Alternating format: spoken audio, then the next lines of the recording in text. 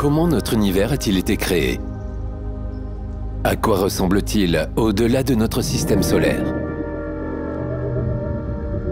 Notre univers cache-t-il plusieurs autres mondes habités comme le nôtre? Comment expliquer les mystérieuses forces observées dans le cosmos, comme ces immenses trous noirs qui absorbent tout ce qui se trouve à proximité, même la lumière? C'est pour répondre à toutes ces questions, et à bien d'autres encore, qu'a été conçu le télescope spatial James Webb. Ce joyau de la technologie spatiale a été mis au point par la NASA avec la participation de l'Agence spatiale européenne et de l'Agence spatiale canadienne. Le James Webb Space Telescope a été conçu pour continuer les travaux de Hubble, mais en mieux. Il embarque des instruments de pointe qui lui permettent de voir dans des longueurs d'onde plus longues, notamment dans l'infrarouge proche, moyen et lointain. À son lancement, le 25 décembre 2021, le James Webb était le plus grand et le plus onéreux de tous les télescopes spatiaux jamais mis au point. Sa construction a pris plus de 25 ans. Et la communauté scientifique fonde désormais sur lui de grands espoirs sur ce télescope qui devrait nous aider, dans les prochaines années, à résoudre les grands mystères de l'astronomie moderne encore jamais résolus et à retracer l'histoire complète de notre univers.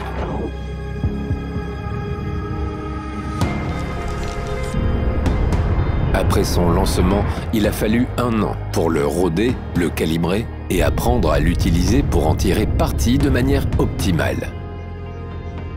Le James Webb a encore de belles années devant lui, puisque sa mission devrait pouvoir durer 20 ans. Les premières images dévoilées par le télescope à partir de juillet 2022 n'ont pas déçu les espoirs des scientifiques et ont impressionné le grand public par leur netteté, leurs détails et leurs couleurs. L'un des premiers objectifs du James Webb est de découvrir les éléments indispensables à la vie ailleurs que sur Terre, notamment sur des exoplanètes, en orbite autour d'une étoile semblable à notre Soleil. Mais ce n'est pas tout. Le télescope spatial a aussi pour mission de découvrir l'origine des trous noirs et de sonder le passé de l'univers en remontant plus loin dans le temps qu'aucun autre télescope ne l'a fait jusqu'à présent.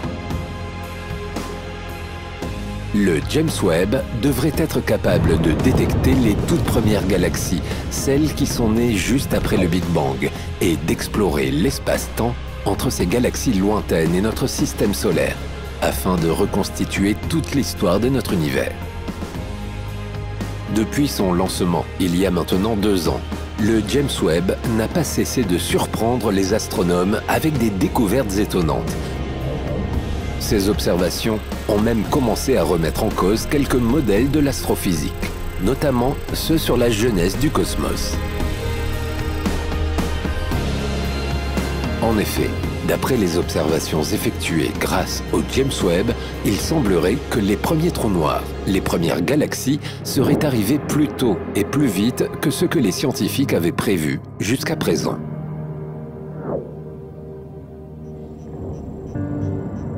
Chers voyageurs, bien le bonjour. Aujourd'hui, nous partons explorer les dernières images marquantes du télescope, ainsi que les nouvelles questions qu'elles ont pu soulever pour la communauté scientifique. Mais avant de partir pour une nouvelle aventure, pense à liker la vidéo et à t'abonner à la chaîne pour ne rien manquer. Merci et accroche ta ceinture. Le voyage sera intense et riche en découvertes.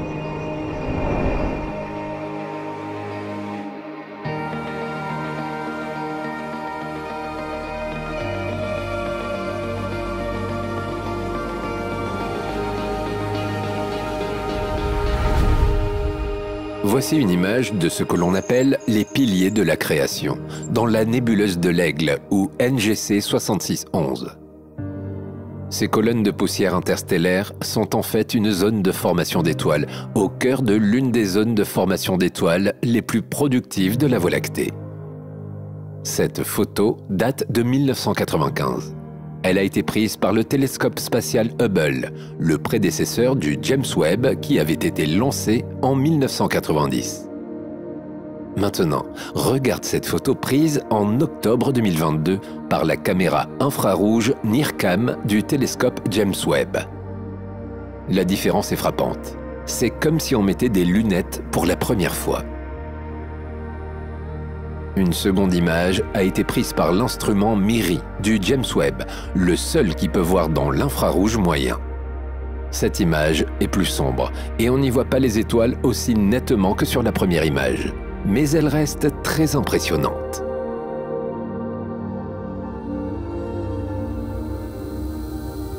C'est la vision dans l'infrarouge des instruments de James Webb qui permet de voir à travers les nuages de gaz et de poussière et de distinguer toutes ces étoiles. Le cliché est tellement détaillé que son interprétation en est facilitée. On peut voir nettement des points rouges qui représentent des bébés étoiles âgés de seulement quelques centaines de milliers d'années, et des traînées rouges dans les nuages de poussière et de gaz qui sont en fait des boules de gaz naissantes qui deviendront plus tard des étoiles.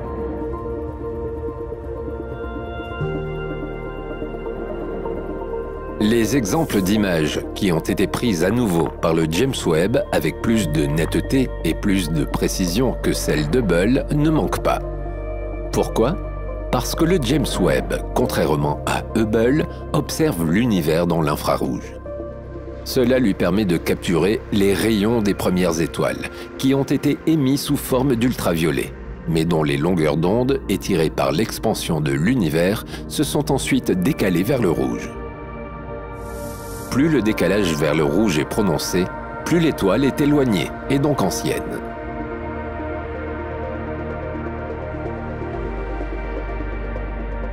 Rien qu'entre mai et septembre 2023, le James Webb a produit un nombre impressionnant d'images saisissantes de netteté et de détails. Galaxies en collision ou en fusion, pouponnières d'étoiles, gigantesques trous noirs, magnifiques nébuleuses. Le télescope spatial nous permet de voir ce que l'on ne pourra jamais voir à l'œil nu. Non seulement parce que c'est trop loin, mais aussi parce que notre œil ne peut pas voir dans ces longueurs d'onde.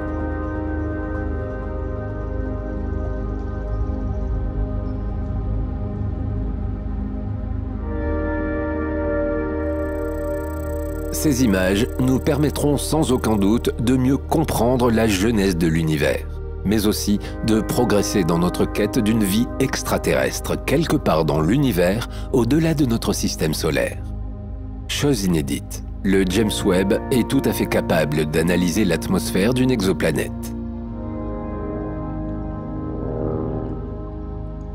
Un immense pas en avant lorsque l'on sait que la composition de l'atmosphère d'une exoplanète peut nous donner des indices importants sur ses chances d'abriter une quelconque forme de vie.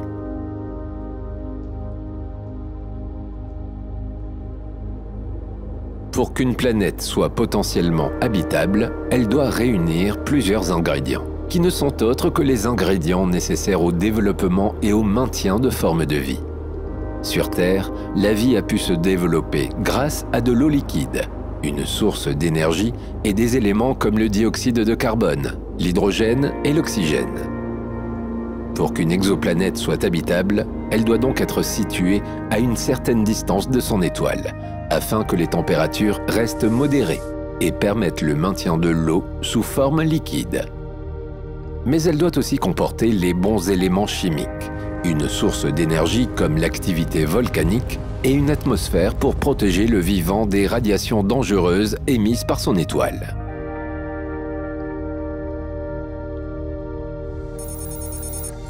Sur les plus de 5500 exoplanètes découvertes à ce jour, les chercheurs nourrissent l'espoir de trouver un jour une qui réunisse les conditions nécessaires et sur laquelle on puisse découvrir une forme de vie.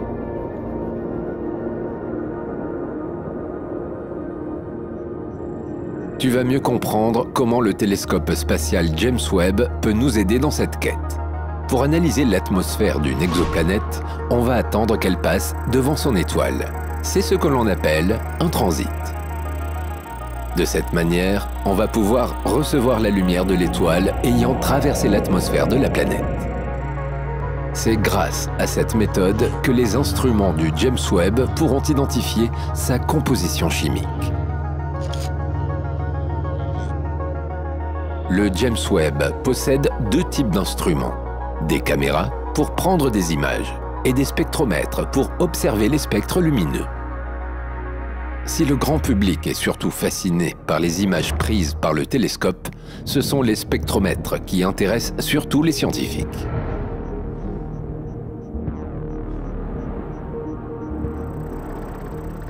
Voici comment fonctionne un spectromètre. La lumière va passer à travers une lentille, un peu comme s'il s'agissait d'un appareil photo argentique. Cette lentille concentre toute la lumière en un seul point pour qu'elle puisse ensuite passer par une fente étroite. Ensuite, la lumière traverse une seconde lentille, puis un prisme qui va décomposer la lumière en un certain nombre de couleurs, comme dans un arc-en-ciel. On peut alors distinguer les couleurs qui composent la lumière.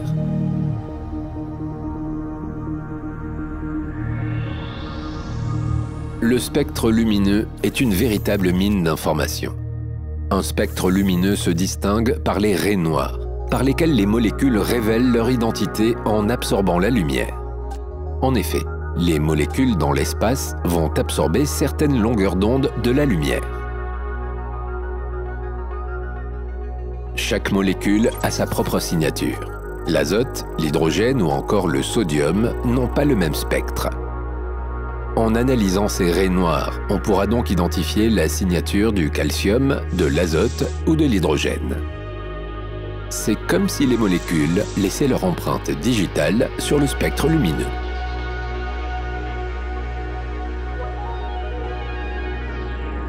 Les spectromètres du James Webb ont été spécialement conçus pour détecter les empreintes des molécules dans la partie infrarouge du spectre lumineux. Les molécules qui nous intéressent dans notre quête de la vie extraterrestre sont celles que l'on associe à la vie. Le monoxyde de carbone, le dioxyde de carbone, l'hydrogène ou encore le méthane.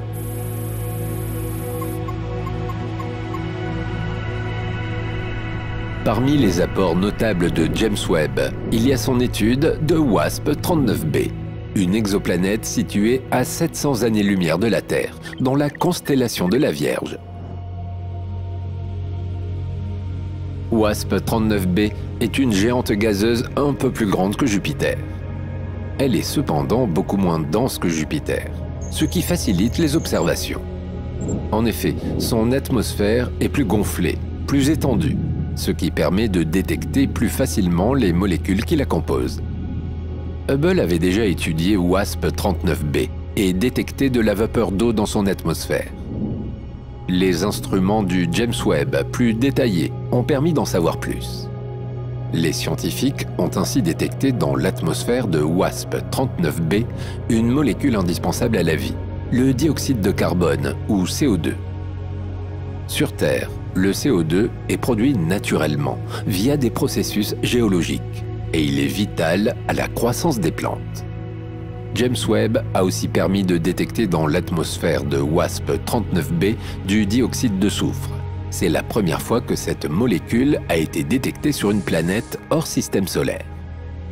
Cette découverte marque là encore un tournant, puisque le dioxyde de soufre, présent dans notre couche d'ozone, joue un rôle crucial pour absorber une partie du rayonnement UV du Soleil, nocif pour la Terre et pour nous.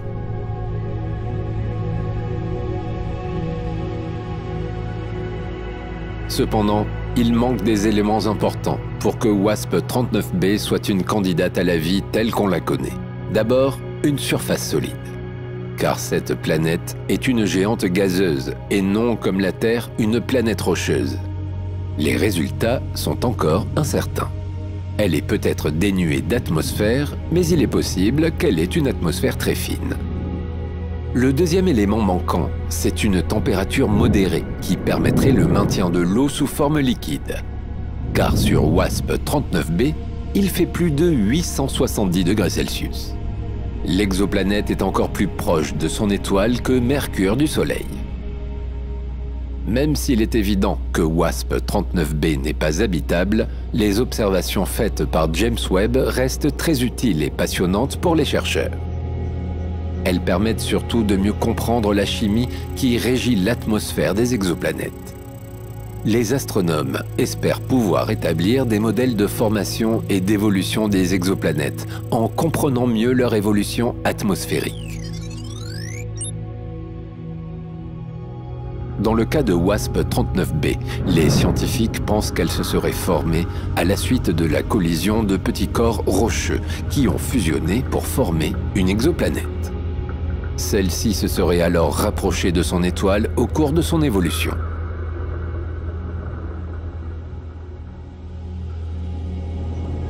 Pour pouvoir fournir des données aussi précises, le télescope a dû être calibré pendant une longue période.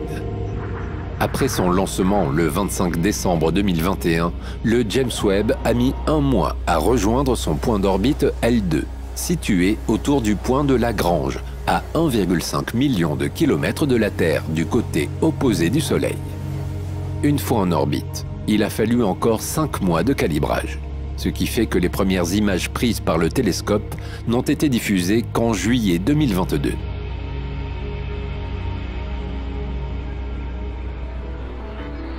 Il était particulièrement important de s'assurer que le James Webb fonctionnait bien avant son lancement. Des ajustements avaient pu être apportés à Hubble pour corriger des défauts qui n'ont été détectés qu'après sa mise en orbite, via une mission de la navette spatiale américaine Endeavour en 1993. Mais dans le cas de James Webb, apporter des corrections après le lancement était impensable, puisque le télescope est en orbite à 1,5 million de kilomètres de la Terre. Heureusement, aucune anomalie n'a été signalée lors de sa mise en fonctionnement début 2022. Le lancement effectué par Ariane 5 a été parfaitement exécuté, ce qui fait que le télescope dispose encore de réserves de carburant pour 26 ans, bien plus que les 5 à 10 ans espérés au départ.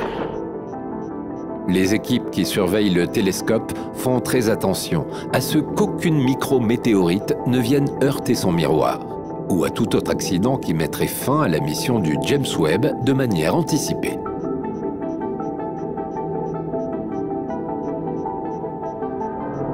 Le calibrage du James Webb a duré plusieurs mois. Cette étape est très importante pour assurer la fiabilité des découvertes faites par le télescope, notamment l'âge des galaxies primitives.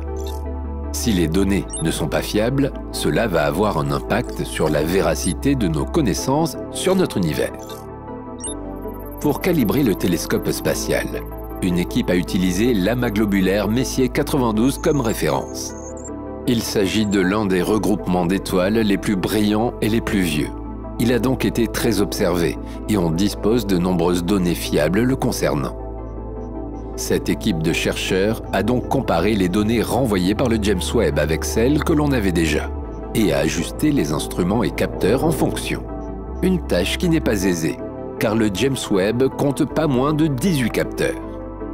Une fois que le calibrage a été affiné, les scientifiques ont pu commencer à mesurer la brillance des galaxies lointaines pour en déduire leur distance avec une grande précision.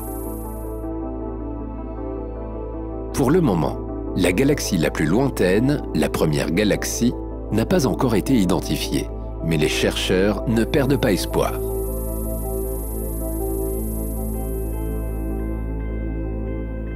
Grâce à ce calibrage, les images qui nous parviennent aujourd'hui sont non seulement magnifiques, mais aussi réalistes.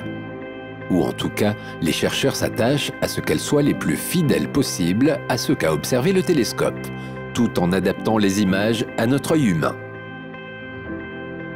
Car les images que tu peux voir, comme celle de la galaxie spirale du fantôme NGC 628, celle de la nébuleuse de la Carène, ou encore celle de Jupiter et de Neptune avec ses anneaux, sont retravaillées.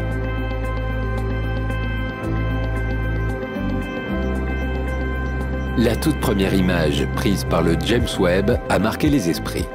Elle a été dévoilée le 11 juillet 2022. Sur cette image de l'univers profond, on peut observer l'amas de galaxies SMACS 0723, composé de milliers de galaxies et d'objets célestes de très faible brillance. Mais cette image n'a pas été diffusée telle qu'elle a été prise. Elle a été produite après compilation de clichés pris par le James Webb à différentes longueurs d'onde pendant 12h30. Ce long travail de compilation a donné un résultat incroyable. La vue infrarouge la plus nette de l'univers lointain jamais obtenue avec un télescope.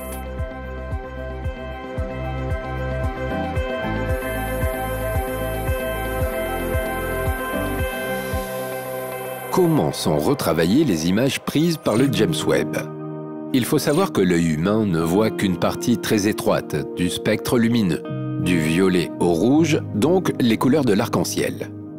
Mais le spectre lumineux est bien plus large que cela. Il y a de la lumière de chacun des deux côtés du spectre. Le James Webb se concentre sur l'infrarouge. Il voit donc plus loin que notre œil humain du côté rouge du spectre lumineux.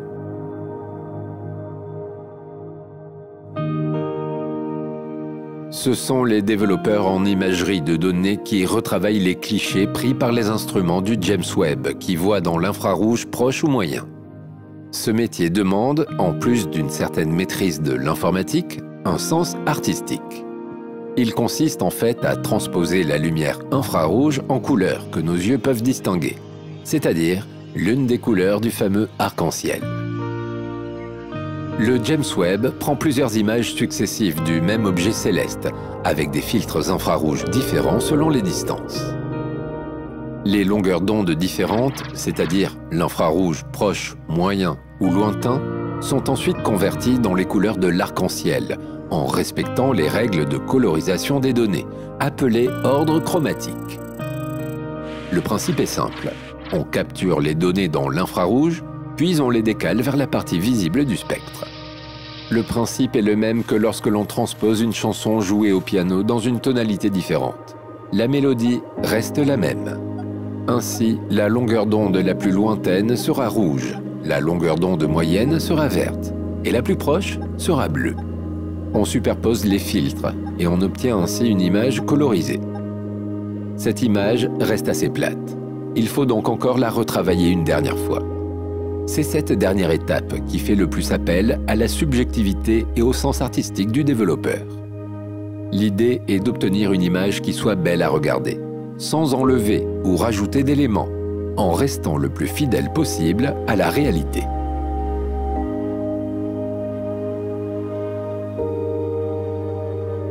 Nous allons maintenant partir à la découverte des dernières images prises par le télescope James Webb et qui ont permis aux chercheurs d'avancer un peu plus dans leur quête de connaissances sur notre univers.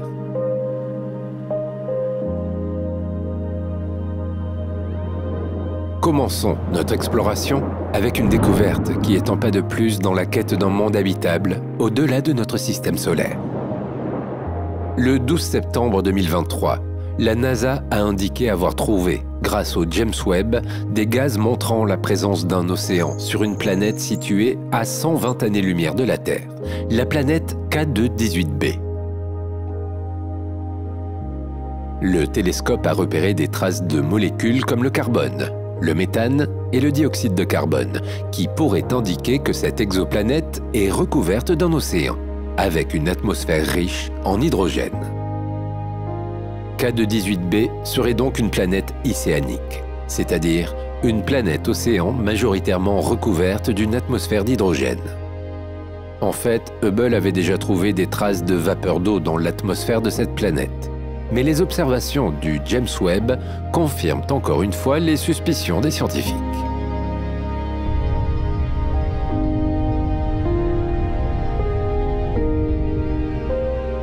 Le James Webb a également découvert une molécule appelée sulfure de diméthyle, ou DMS. Or, cette molécule n'est produite sur Terre que par la vie, notamment les phytoplanctons. Il y a donc peut-être sur K2-18b l'équivalent du phytoplancton terrestre. Cette découverte est donc très prometteuse et pourrait être un indice d'une forme de vie sur une planète de l'univers proche. D'autant plus que K2-18b est situé dans la zone habitable de son étoile.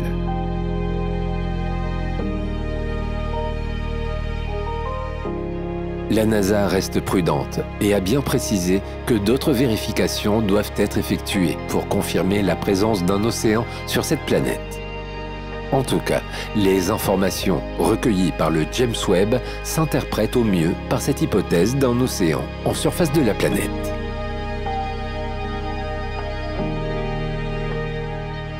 L'hypothèse la plus largement reconnue actuellement est donc la suivante. Comme Neptune, K2-18b abrite en son intérieur un vaste manteau de glace à haute pression, avec un océan à la surface et une atmosphère plus fine et riche en hydrogène. L'océan serait cependant trop chaud pour être liquide ou habitable.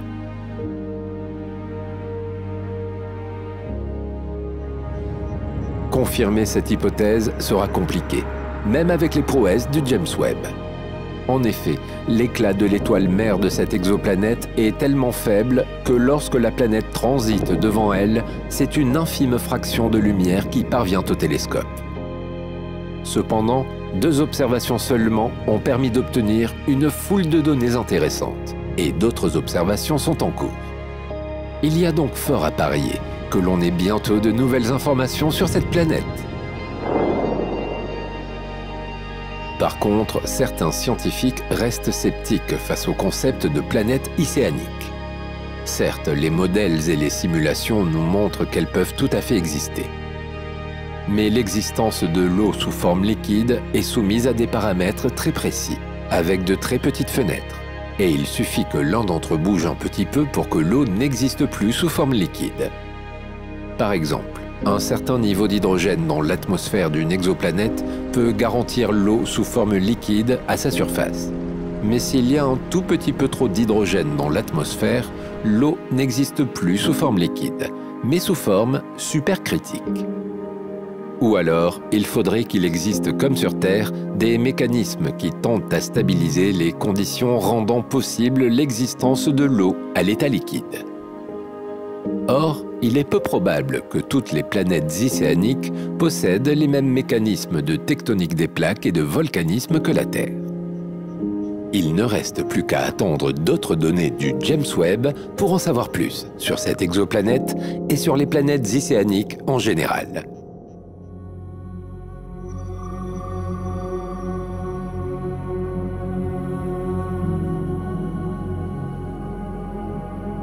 Passons à une autre découverte du James Webb.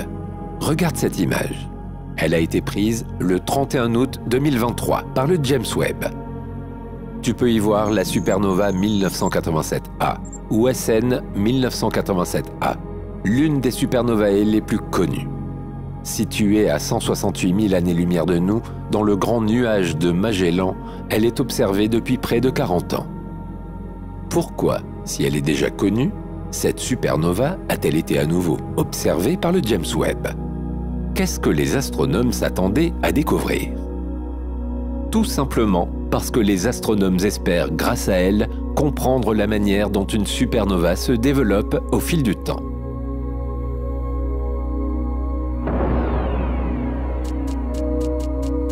Pour mieux comprendre les récentes découvertes de James Webb, reprenons l'histoire de la découverte de cette supernova.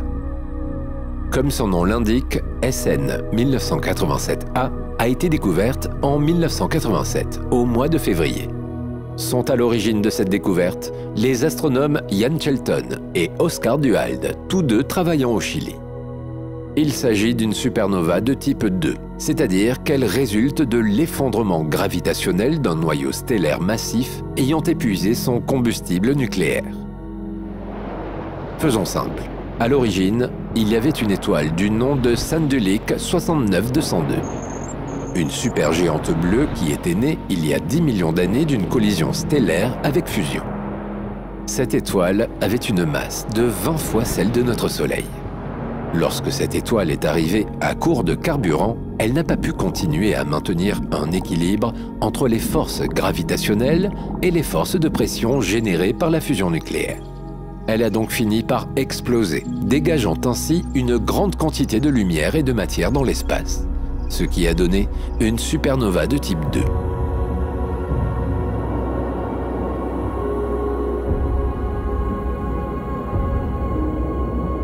L'intérêt de SN 1987A est qu'elle a été la première supernova à avoir pu être observée à l'œil nu depuis l'ère de l'astronomie moderne.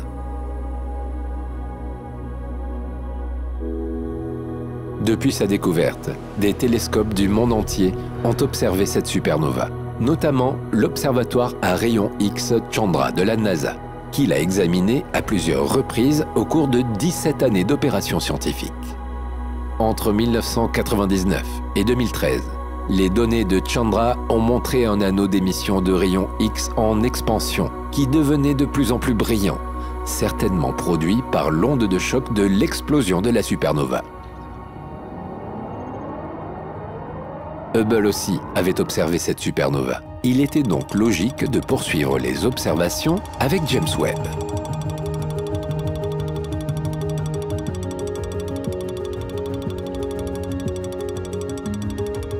La photographie prise par le télescope James Webb a permis aux scientifiques d'avancer dans la compréhension de cette supernova. Au centre de la supernova, tu peux voir comme un trou de serrure formé par la matière éjectée de la supernova, à savoir des gaz et des poussières. Une structure qui n'avait jamais été observée auparavant.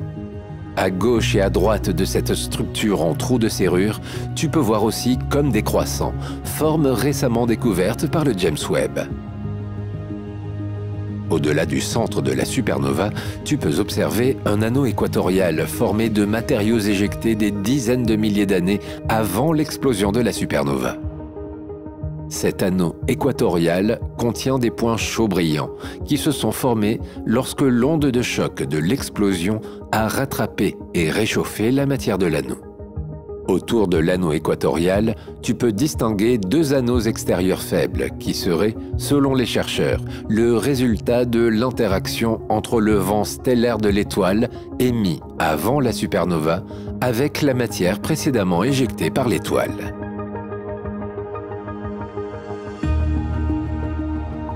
Malheureusement, la poussière au centre de la supernova est si dense que même la lumière proche infrarouge détectée par le James Webb ne peut pas la traverser. C'est pour cela que le trou de serrure est si sombre sur la photo.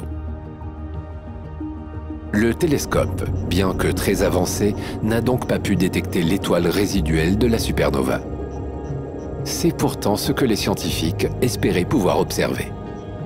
En effet, l'effondrement du noyau d'étoile comme cela s'est produit pour SN 1987A entraîne généralement la formation d'une étoile à neutrons ou d'un trou noir. Dans le cas précis de cette supernova, il s'agirait plutôt d'une étoile à neutrons. Les astronomes espèrent pouvoir observer cette étoile à neutrons lorsque le gaz et la poussière de la région interne de la supernova se seront légèrement dissipés.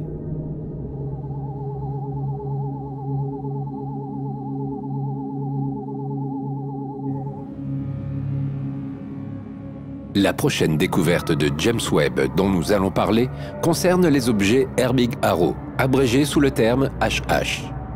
Les objets Air Big Arrow, ce sont des régions lumineuses qui entourent des étoiles venant de naître. Lorsque des vents stellaires ou des jets de gaz crachés par des étoiles qui viennent de naître créent des ondes de choc et que ces ondes de choc entrent en collision à grande vitesse avec le gaz et la poussière proches, c'est à ce moment-là que se forment les objets Air Big Arrow.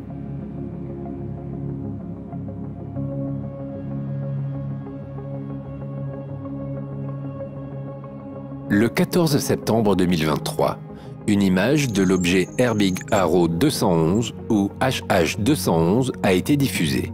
Situé dans la constellation de Persée à environ 1000 années-lumière de la Terre, HH211 est une proto-étoile qui ressemble beaucoup à notre Soleil lorsqu'il n'avait que quelques dizaines de milliers d'années.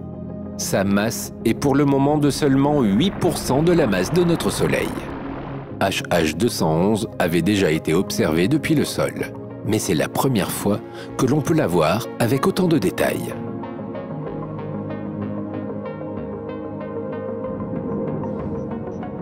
Le télescope James Webb a également photographié HH797, un objet situé à proximité immédiate de l'amas d'étoiles IC348.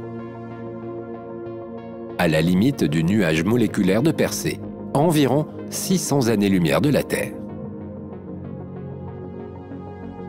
En observant cet objet depuis le sol, les astronomes avaient noté que le gaz moléculaire froid, associé à HH797, avait un mouvement double. Au sud, on observait en décalage vers le rouge, ce qui signifiait que la région s'éloignait de nous. Au nord, on observait en décalage vers le bleu, indiquant que la région se rapprochait de nous. Grâce aux observations de James Webb, les astronomes ont pu distinguer deux jets parallèles au lieu d'un seul, avec chacun sa propre vitesse et son propre historique. Il se pourrait alors que HH797 se trouve autour d'une étoile double, et non, comme les astronomes l'ont longtemps supposé, d'une étoile simple.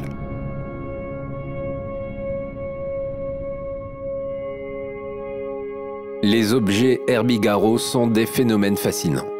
La vitesse des vents stellaires et des jets de gaz libérés par les étoiles nouvellement nées est vertigineuse, et les ondes de choc créées par la collision entre ces énergies et le gaz et la poussière environnants sont d'une puissance impressionnante. Ces objets nous montrent qu'au sein d'une zone de formation d'étoiles, il existe une dynamique intense et des flux d'énergie à la fois complexes et incroyables.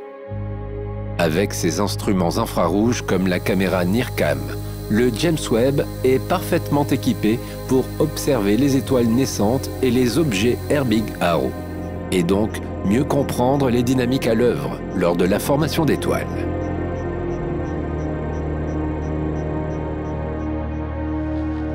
Continuons notre exploration des récentes découvertes du télescope James Webb. Le 10 octobre 2023, le James Webb a observé la région de formation d'étoiles la plus brillante du petit nuage de Magellan, NGC 346. Le petit nuage de Magellan, aussi appelé SMC pour Small Magellanic Cloud ou NGC 292, est une galaxie satellite de la Voie lactée, qui fait donc partie du groupe local, notre groupe de galaxies. Cette galaxie naine irrégulière est visible à l'œil nu dans la constellation méridionale du Toucan. C'est l'un des objets les plus éloignés pouvant être vu à l'œil nu, puisqu'il est situé à environ 199 000 années-lumière de la Terre. D'ailleurs, tu ne pourras le voir que depuis l'hémisphère sud, dans un endroit éloigné de toute pollution. Le petit nuage de Magellan ne doit pas être confondu avec le grand nuage de Magellan, avec qui il forme une paire. Les deux sont reliés par ce que l'on appelle le pont magellanique, un pont formé de gaz et d'étoiles. C'est le petit nuage de Magellan qui nous intéresse ici, car c'est dans cette galaxie que le James Webb a pu observer NGC 346, une région de formation d'étoiles particulièrement brillante.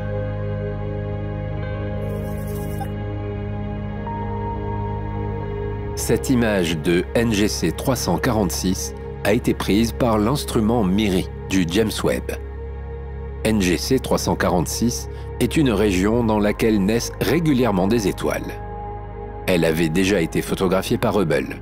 Ce n'est donc pas la première fois qu'elle est observée par les astronomes. Mais les photographies prises par James Webb dans l'infrarouge proche en janvier, puis dans l'infrarouge moyen en octobre, ont permis d'affiner nos connaissances à son sujet. Sur les clichés du James Webb, on peut voir des bandes de gaz et de poussière parsemées de taches lumineuses remplies de jeunes proto-étoiles.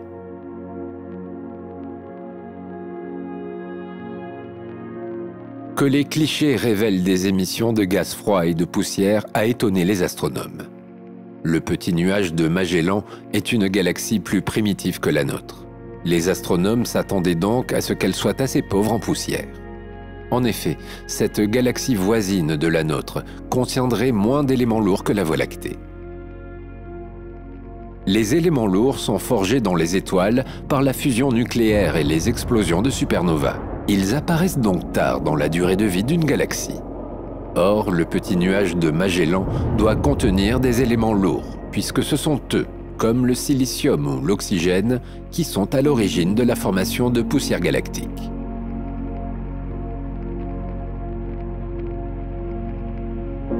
Sur les images du James Webb, on peut distinguer des hydrocarbures aromatiques polycycliques et des silicates poussiéreux.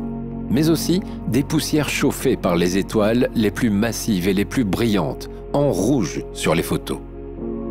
On voit aussi des taches et des filaments brillants qui cachent un nombre important de proto-étoiles. Les chercheurs ont compté 1001 étoiles rouges, la plupart étant de jeunes étoiles masquées par la poussière.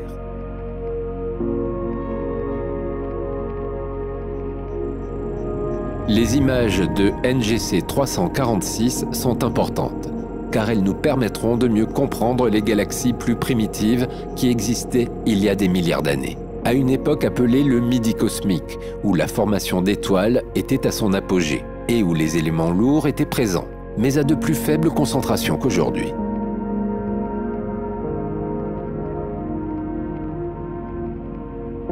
Voici une image d'une autre région de formation d'étoiles qui a été prise par la caméra NIRCam du James Webb et qui a tout de suite frappé le grand public par sa netteté et ses détails. Il s'agit de Sagittarius C ou SGRC, une pouponnière d'étoiles qui se trouve au centre de la Voie lactée.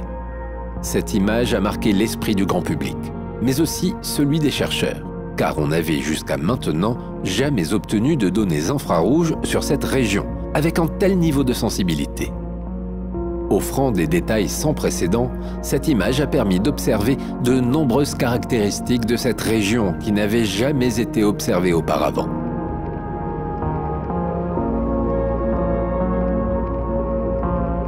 Selon les chercheurs, le centre de la Voie lactée est l'environnement le plus extrême de notre galaxie. Sagittarius C se trouve justement très près du centre, à seulement 300 années-lumière du trou noir supermassif de notre galaxie, Sagittarius A. Cette région de formation d'étoiles est donc assez éloignée de nous, à 25 000 années-lumière de la Terre. Sur cette image, on peut voir environ 500 000 étoiles et amas de proto-étoiles, c'est-à-dire des étoiles en cours de formation, ou, si tu veux, des bébés étoiles. Et ce dans un volume d'environ 50 années-lumière de diamètre. Parmi ces proto-étoiles, l'une d'entre elles est particulièrement massive, avec une masse estimée de 30 fois celle du Soleil. Cette proto-étoile bloque la lumière derrière elle, ce qui fait que James Webb n'a pas pu voir toutes les étoiles de Sagittarius C. Dommage, car cette zone cachée par la proto-étoile massive promet d'être l'une des zones les plus denses. Les zones les plus sombres que l'on peut observer sur l'image sont aussi des pouponnières d'étoiles. Ce sont plus précisément des globules de Bock, c'est-à-dire des nuages sombres de poussière et de gaz au sein desquels peut commencer la naissance des étoiles.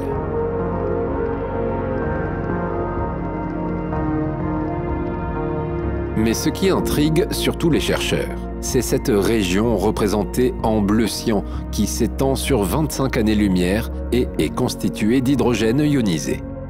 Généralement, l'hydrogène est ionisé par des photons énergétiques émis par de jeunes étoiles massives. Mais dans ce cas précis, c'est l'étendue de la zone qui interroge les astronomes. En plus de cela, les chercheurs sont troublés par les structures en forme d'aiguille que l'on peut voir sur la photo, qui semblent orientées de manière chaotique dans plusieurs directions. Ces structures sont étonnantes, et pour le moment, les astronomes n'ont pas d'explication. C'est la première fois que de telles structures sont observées au cœur de la Voie lactée.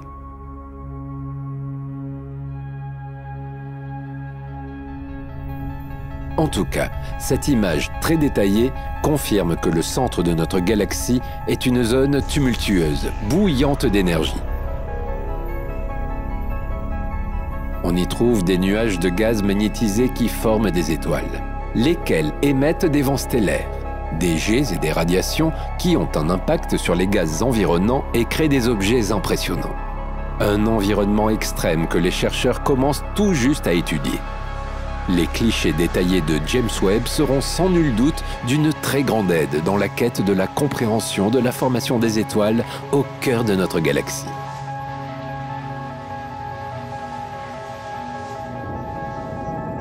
Parmi les découvertes de James Webb les plus marquantes de la fin de l'année 2023, il y a la découverte d'un courant G encore jamais observé près de l'équateur de Jupiter. Cette découverte impressionnante a été faite en comparant les images de James Webb avec celles de Hubble. Elle a ensuite été relayée par la célèbre revue Nature le 19 octobre 2023. Elle a mis en lumière une caractéristique de Jupiter qui n'avait jamais été vue auparavant. Selon la NASA, il s'agit d'un jet stream à grande vitesse qui se déplace à environ 515 km/h, soit 2 fois plus vite qu'un ouragan de catégorie 5. En fait, il s'agit d'un phénomène connu, même si on ne l'avait jamais observé sur Jupiter auparavant. Un jet stream est un tube de vent fort situé vers 8 à 15 km d'altitude, à la limite entre la troposphère et la stratosphère.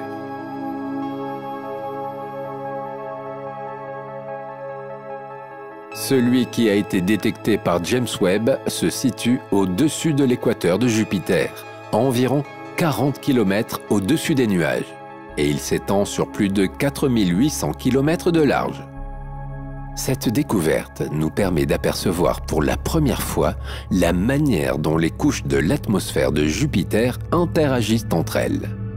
Selon les chercheurs, à l'origine de l'étude publiée dans la revue Nature, Jupiter présente un schéma de vent et de température complexe, et le jet stream qui a été repéré pourrait varier considérablement au cours des 2 à 4 prochaines années. Ce seront de nouvelles études du James Webb qui pourront nous aider à déterminer si la vitesse et l'altitude du jet tendent à évoluer avec le temps.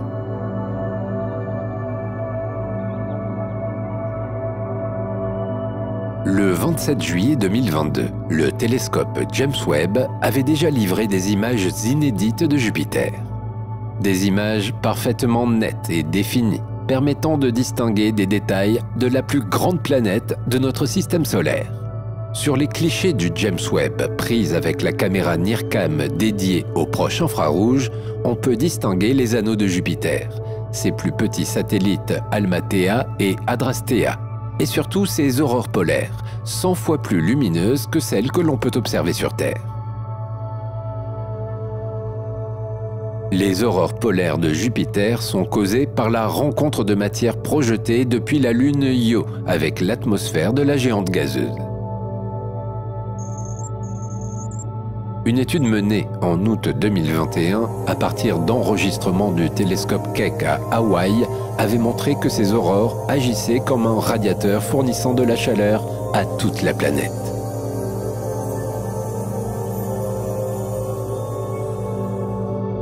Sur les clichés de Jupiter pris par le James Webb, on peut aussi distinguer la fameuse tache rouge qui apparaît blanche, car elle renvoie la lumière du Soleil. La grande tache rouge de Jupiter est un gigantesque anticyclone de l'atmosphère de la planète, situé à 22 degrés sud de latitude. Même si cela ne se voit pas forcément sur les images du James Webb, cette tache rouge est un peu plus grande que notre planète elle-même. En 2015, on avait estimé ses dimensions à environ 15 000 km de longueur et environ 12 000 km de largeur. Par le passé, elle aurait même atteint des dimensions encore plus grandes, puisque l'on estime qu'au cours du XXe siècle, elle a diminué de moitié. Dans cet anticyclone, les vents souffleraient à 700 km/h environ. La grande tache rouge a été ainsi nommée vers 1878, mais aujourd'hui, elle apparaît plutôt brune.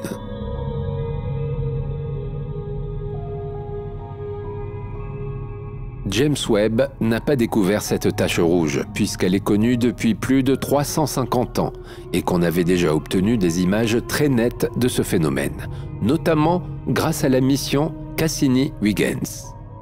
Toutefois, ces images permettront aux scientifiques de mieux étudier l'interaction entre la dynamique de l'atmosphère de Jupiter, la composition chimique et la température dans et au-dessus de la grande tache rouge.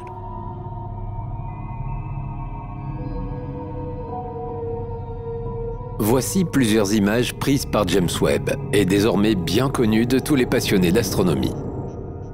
Sur cette image, prise le 12 juillet 2022, tu peux observer une jeune région de formation d'étoiles dans la nébuleuse de la Carène, située à 8500 années-lumière de la Terre. Une région qui avait déjà été photographiée par Hubble, mais jamais avec autant de précision.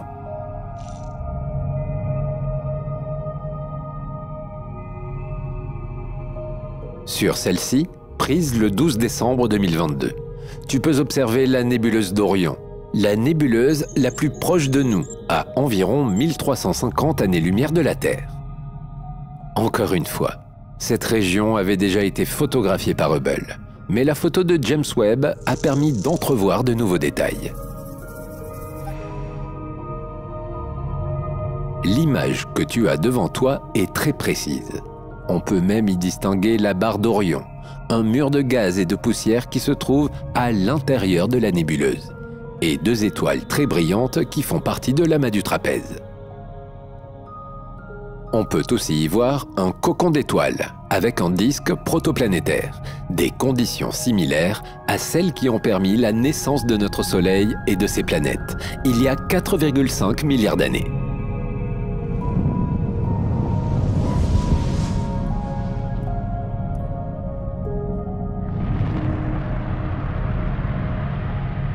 Une autre nébuleuse a également été photographiée par James Webb le 6 septembre 2022. La nébuleuse de la Tarentule. Située à 161 000 années-lumière de la Terre dans la galaxie naine du Grand Nuage de Magellan, cette nébuleuse est la région de formation d'étoiles la plus grande et la plus lumineuse de tout le groupe de galaxies situé non loin de la Voie lactée. C'est dans cette nébuleuse que l'on trouve les étoiles les plus chaudes et les plus massives connues. Pour toutes ces raisons, la nébuleuse de la Tarentule intéresse énormément les scientifiques.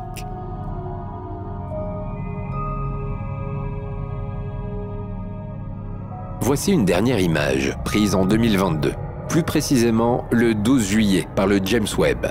Elle représente la nébuleuse planétaire de l'anneau austral, située à environ 2500 années-lumière de la Terre, dans la constellation des Voiles.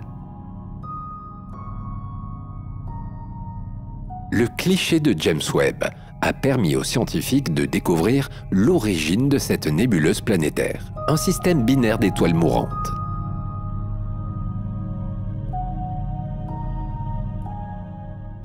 Le 30 octobre 2023, le James Webb a dévoilé un nouveau cliché de nébuleuse, la nébuleuse du Crabe. Située à 6500 années-lumière de nous, dans la constellation du Taureau, cette nébuleuse est en fait un reste de supernova. La nébuleuse du Crabe avait déjà été photographiée par Hubble en 2005, mais là encore, les détails fournis par les clichés du James Webb ont permis aux scientifiques de mieux comprendre son origine. Les données du James Webb ont permis d'établir la composition du matériau éjecté, notamment la teneur en fer et en nickel, ce qui pourra nous dire quel type d'explosion a produit la nébuleuse du Crabe. D'ailleurs, regarde les deux images côte à côte, celle de Hubble et celle du James Webb. Tu peux voir que sur celle du James Webb, on voit plus de détails dans les régions centrales de la nébuleuse, là où l'on peut voir les émissions de grains de poussière.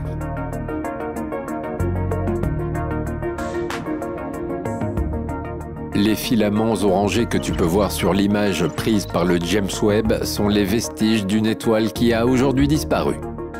La supernova, créée par l'explosion de cette étoile, avait d'ailleurs été aperçue sur le continent asiatique en 1054.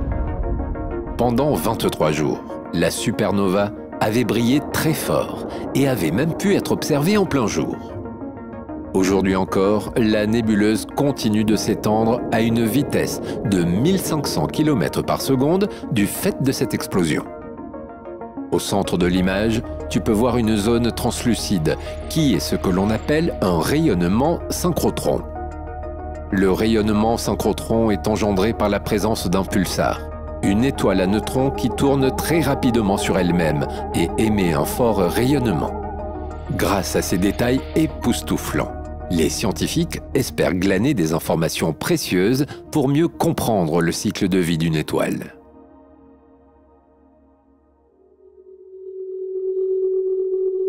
L'image que tu as devant les yeux est considérée comme l'une des vues les plus complètes de l'univers jamais obtenue.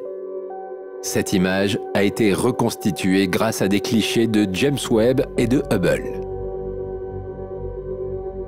Elle représente l'amas de galaxies MACS 0416, situé à 4,3 milliards d'années-lumière de nous.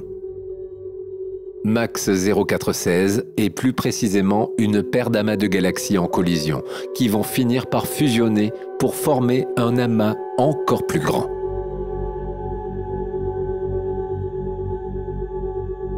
Les chercheurs ont combiné les clichés pris en lumière visible par le télescope Hubble et dans les infrarouges par le télescope James Webb pour reconstituer cette vue colorée de notre univers. D'ailleurs, pourquoi cette image est-elle aussi colorée? Tout simplement parce qu'on y voit des milliers de galaxies qui apparaissent colorées différemment selon la gamme de longueur d'onde dans lesquelles elles brillent, soit de 0,4 à 5 microns. Ainsi, les plus proches galaxies des régions de formation d'étoiles intenses apparaissent en bleu et elles ont été détectées par Hubble.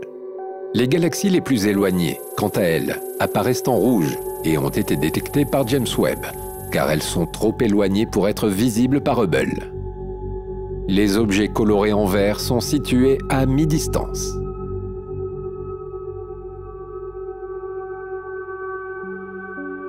James Webb ne s'est pas contenté de prendre une photo de cet amas de galaxies à un instant T. Il a observé la région 4 fois, à une semaine d'intervalle, afin d'identifier ce que l'on appelle des objets transitoires. Les objets transitoires sont des objets dont la luminosité varie au cours du temps. 14 objets transitoires ont ainsi pu être détectés, dont 12 sont certainement des étoiles individuelles ou des systèmes à étoiles multiples, et 2 sont probablement des supernovae. Cela signifie que les phénomènes transitoires pourraient être beaucoup plus nombreux qu'on ne le pensait.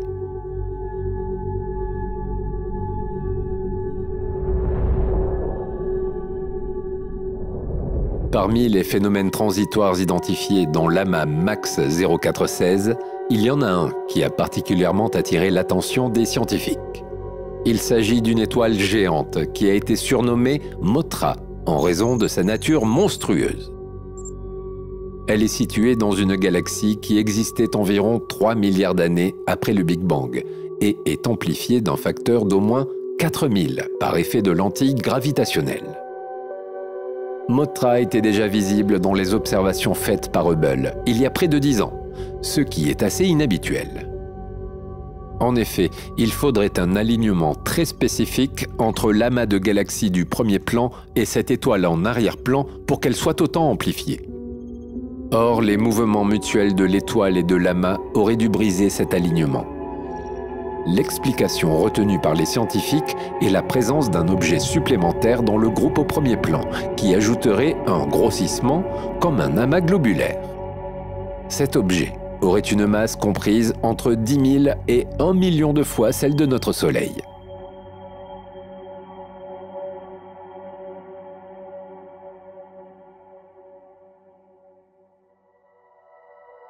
L'amas MACS 0416 a été surnommé l'amas de l'arbre de Noël, car d'après les chercheurs de la NASA, il est très coloré avec des lumières vacillantes, comme les lumières des guirlandes d'un sapin de Noël.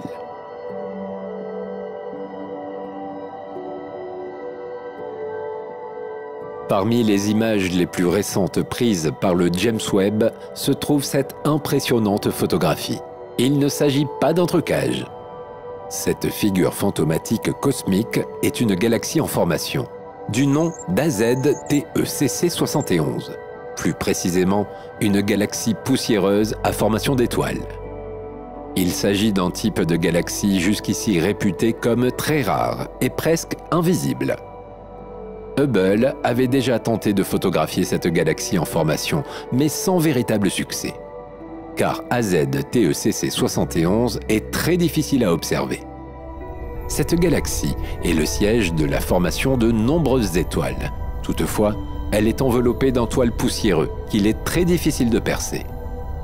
C'est pour cela que Hubble, qui ne pouvait pas voir dans l'infrarouge comme James Webb, n'avait pas réussi à en obtenir des images satisfaisantes.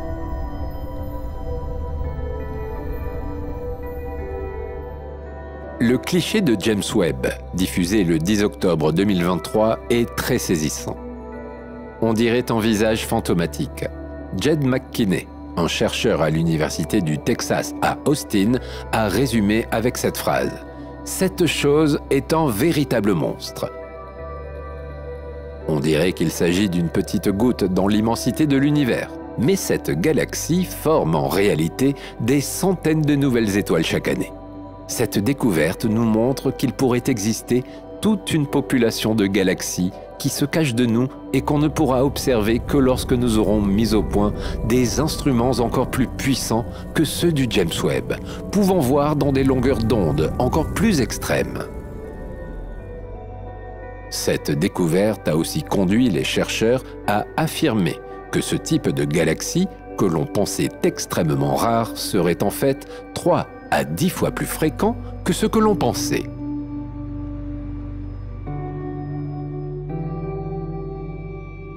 Comme l'image que tu viens de voir, cette photo de l'exoplanète WASP-107b prise par le James Webb est aussi très impressionnante. WASP-107b est une géante gazeuse en orbite autour d'une étoile de séquence principale de type K, très active, située à environ 200 années-lumière de la Terre. On la surnomme la Super Neptune chaude.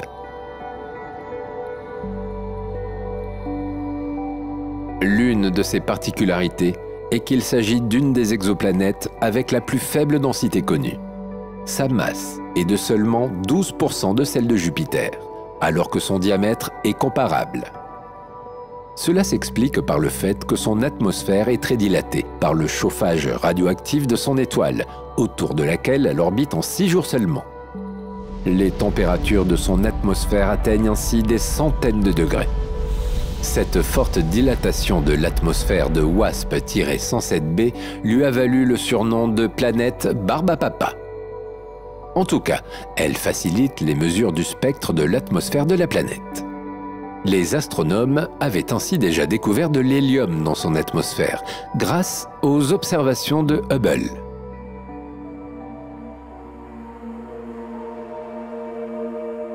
Les observations du James Webb nous ont appris de nouvelles choses sur cette exoplanète Barbe à Papa. Les données fournies par le télescope ont été analysées par une équipe d'astronomes européens, co-dirigée par des chercheurs du CEA et de l'Institut d'astronomie de l'université belge KU Leuven. Les scientifiques ont ainsi pu détecter des nuages de silicate dans l'atmosphère de WASP-107b. Une première pour une planète de ce type. D'après leurs analyses, l'atmosphère de WASP-107b contient non seulement des nuages de particules silicatées, cousines des grains de sable, mais aussi des molécules de vapeur d'eau et du dioxyde de soufre SO2.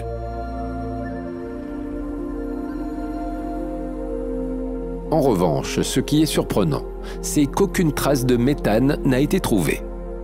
Cela reste inexpliqué pour le moment, contrairement aux autres découvertes comme celle du dioxyde de soufre qui ont pu être élucidées par de nouveaux modèles. Les astrophysiciens ne comprennent toujours pas pourquoi aucune trace de méthane n'a été détectée dans l'atmosphère de WASP-107b, ce qui obligerait peut-être à revoir les modèles des atmosphères d'exoplanètes connus à ce jour.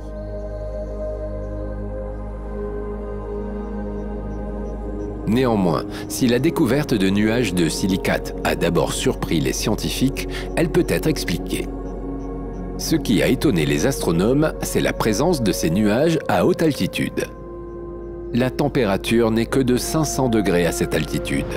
Or, la température de fusion des particules silicatées nous indique qu'ils devraient se former plus en profondeur dans l'atmosphère, à des températures plus élevées. Il est étonnant que les nuages de sable existent et se maintiennent à haute altitude. En fait, il semblerait que le phénomène soit à peu près similaire à celui du cycle de l'eau sur Terre, sauf que la pluie n'est pas constituée de gouttes d'eau, mais de sable.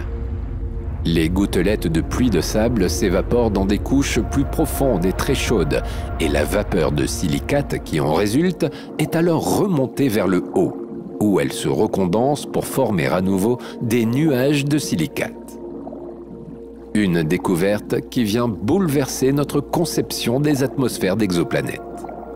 WASP-107b semble être un monde exotique, complètement différent du nôtre, avec des interactions chimiques complexes.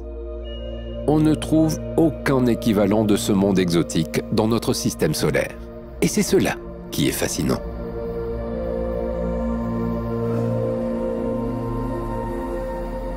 Voici une autre image qui ne te dit peut-être pas grand-chose, mais qui représente une véritable avancée pour les astrophysiciens.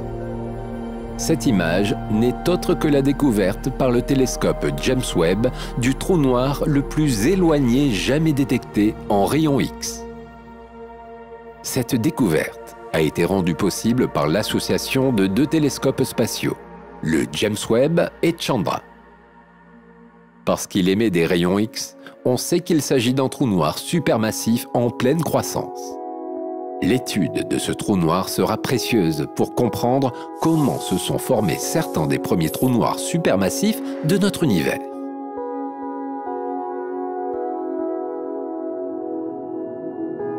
La plupart des astrophysiciens s'accordent sur le fait qu'il existe, au cœur de l'immense majorité des grandes galaxies, des astres compacts qui contiendraient au moins 1 million, et parfois plusieurs milliards de masses solaires, et qui se comportent comme le prédit la théorie des trous noirs. Autrement dit, des trous noirs supermassifs. Ce que l'on ne sait pas, c'est comment se sont formés ces trous noirs supermassifs.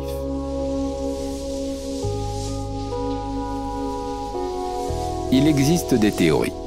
L'une des plus acceptées actuellement est celle selon laquelle les trous noirs se seraient formés par accrétion de matière provenant des filaments froids. Que sont ces fameux filaments froids?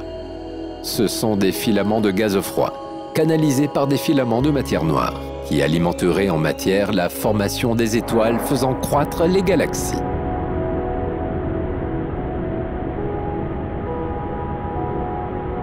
De nombreuses autres hypothèses ont été envisagées. L'existence d'étoiles primordiales de très grande masse, l'existence de trous noirs géants qui auraient été produits pendant le Big Bang. Les découvertes du télescope James Webb devraient nous permettre d'en savoir plus.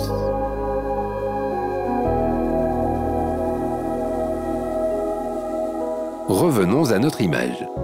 C'est d'abord Chandra, télescope spatial en orbite depuis 1999, qui a détecté une source de rayons X dans la galaxie UHZ1, en direction de l'amas de galaxies Abell 2744, ou amas de Pandore, à 3,5 milliards d'années-lumière de la Voie lactée. L'amas de Pandore, qui aurait résulté de la fusion de 4 amas galactiques plus petits, est particulièrement riche en matière noire. Cela donne un effet de lentille gravitationnelle bien pratique pour les astronomes, qui peuvent ainsi observer plus facilement des galaxies lointaines dans le visible ou dans le proche infrarouge. À partir des données recueillies par James Webb, les chercheurs ont pu établir que la galaxie UHZ1 est vue telle qu'elle était seulement 470 millions d'années après le Big Bang. Quant aux données de Chandra, elles montrent que la source de rayonnement X associée à cette galaxie présente toutes les caractéristiques d'un trou noir supermassif en pleine croissance. Ce serait alors le trou noir le plus éloigné jamais observé en rayons X.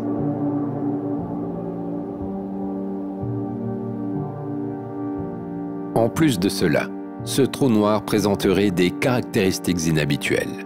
Avec une masse de 10 à 100 millions celle du Soleil, il contient une quantité de matière équivalente à celle de toutes les étoiles de la galaxie, où il vivait dans un passé que nous révèlent des photons ayant fait un voyage de plus de 13 milliards d'années. On observe donc un trou noir à un stade extrêmement précoce, avec une masse similaire à celle de sa galaxie hôte.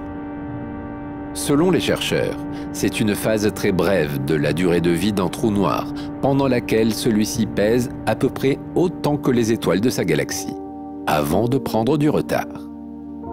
Toutes ces observations confirment une hypothèse selon laquelle les trous noirs supermassifs seraient le résultat d'un effondrement gravitationnel d'un très grand nuage de gaz.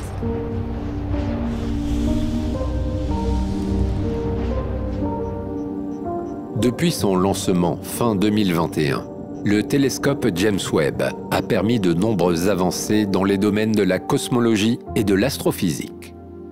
Non seulement il a permis de découvrir de nouveaux objets cosmiques, mais en plus, il a apporté encore plus de connaissances sur les objets déjà photographiés par Hubble, avec des images captivantes, hautes en couleurs et regorgeant de détails.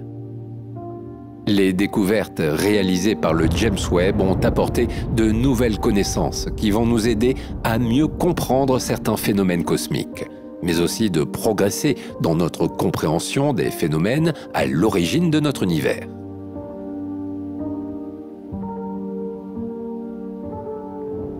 Voici un premier exemple. Dans une étude publiée le 8 novembre 2023 dans la revue Astrophysical Journal Letters, une équipe de chercheurs a expliqué le rôle des disques protoplanétaires dans la formation des planètes, déduit des observations du James Webb. Les disques protoplanétaires sont des agglomérations de gaz et de poussière. Ils accueillent des roches glacées qui vont libérer des vapeurs d'eau sous l'effet des températures extrêmes. Les disques protoplanétaires sont donc majoritairement composés d'eau froide. En s'approchant des étoiles naissantes, les roches glacées s'évaporent, ce qui permet de constituer des planètes rocheuses. C'est certainement ce phénomène qui a été à l'origine de la création de notre système solaire il y a environ 4,6 milliards d'années.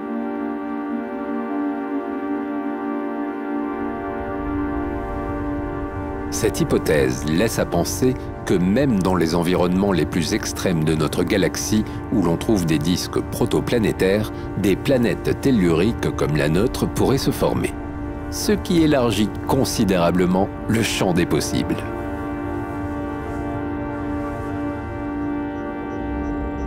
Voici un second exemple de découverte réalisée grâce au James Webb et qui a profondément bouleversé les théories de l'astrophysique moderne. Le télescope James Webb a capturé dans les environs de la constellation de la Grande Ourse des galaxies très anciennes qui, selon nos théories actuelles, ne devraient pas exister. Les 6 galaxies découvertes par le James Webb se seraient, d'après les estimations, formées seulement 500 à 700 millions d'années après le Big Bang. Elles sont donc vieilles de près de 13 milliards d'années. Or, selon les calculs des chercheurs, elles pourraient contenir autant d'étoiles que la Voie lactée, ce qui ne colle pas avec nos modèles actuels. Selon les théories actuellement acceptées, il ne devait pas y avoir suffisamment de matière à ce moment-là pour que les galaxies forment autant d'étoiles que la Voie lactée. Ces découvertes remettent en cause le principe même de la formation des premières galaxies. Une première, car James Webb avait déjà observé des galaxies très anciennes, formées aux environs de 350 millions d'années après le Big Bang. Mais elles étaient petites et ne contenaient pas autant d'étoiles. Des galaxies à la fois très anciennes et massives. C'est du jamais vu.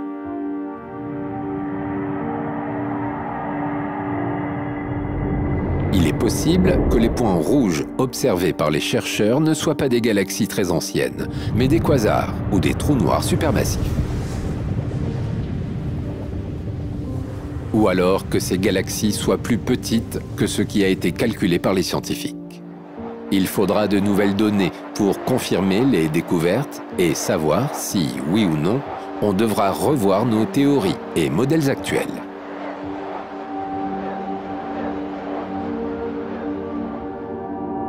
De nouvelles données, c'est ce que l'on attend pour compléter toutes les découvertes un peu troublantes qui ont été faites au cours des 2 dernières années par le télescope.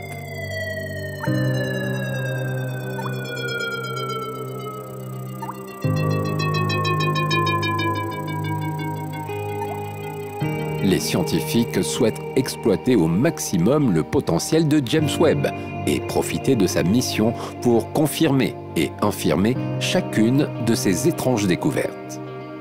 Et surtout, on attend de ces observations qu'elles nous permettent de reconstituer l'histoire de l'univers sans aucun blanc.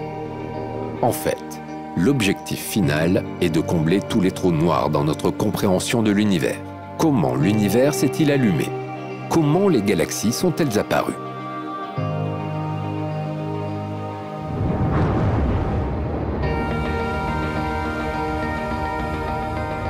Actuellement, on ne sait toujours pas remonter aux premiers instants de l'univers. C'est comme si nous avions des photos de l'univers bébé à son arrivée à la maison depuis la maternité, mais pas de ses tout premiers instants. Le tout premier souvenir que l'on a de la naissance de l'univers, c'est quand il est âgé de 378 000 ans. L'univers est alors ce que l'on appelle le fond diffus cosmologique. Il n'est constitué que de petites taches, qui représentent des variations de densité. Les régions les plus denses deviendront des galaxies et des étoiles, jusqu'à arriver jusqu'à nous. Mais comment ces petites taches ont-elles créé des galaxies et des étoiles?